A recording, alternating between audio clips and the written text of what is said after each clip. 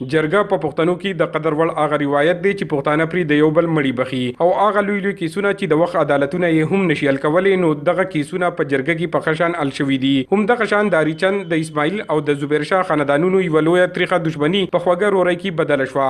6 کاله اګاو د دواړه خاندانونو ترمنځ د ځمکې په وړه شان ټوټه دښمني شروع شوې وه چې همدا مهال پکې 14 تنان قربان شوي دي. ولې د سیمې عالمانو او د جرګې په کوششونو دواړه خاندانونه رضا شول او باقي پاتې ژوند یې په امن تېرولو سوګند پورته کړو. هم په دې لړ کې اریچند سیمه کې یوه لویه غونډه وشوه چې پکې په زرګونو شمېر کې خلکو ګډون وکړو. پخواني ایمنې مولانا محمد قاسم، مفتي کفایت الله، مولانا عزیز الرحمن هزاروي، د جرګې مشرانو حاجي اجمیر خان، حاجي نور عالم خان او میراج خان په موجودګۍ کې دواړه ډلې یو بل له غاړې ورکړې او تیر شوی ژوند یې لوی عذاب وګڼلو.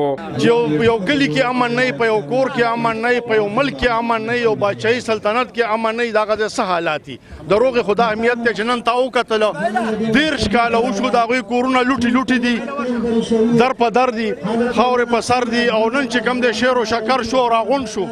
دوی ته وایم چې انشاءالله تعالی آینده به ورورولي کوئ او تاسو اوس نه ران کیږئ، تاسو پښتانه ځان جوړوئ، تاسو به د علاقې نه اوس شخړې وباسئ. څنګه چې ستاسو شخړه خدای پاک ختمه کړله، نو زه بیا هم ټول پښتنو ته دا اپیل ورکوم چې من د دښمنیانې ختمې کړئ، لانجې ختمې کړئ، ورونه جوړ شي. زه هغه خلکو ته دا پیغام ورکوم چې مثلا دې دښمنۍ زه په خپله باندې 28 کاله ستړی کړم او دې ټول قام ته زه دا خبره واضحه کول غواړم چې په دې کې هیڅ خیر نشته دی او دښمني څه د خیر شی نه دی.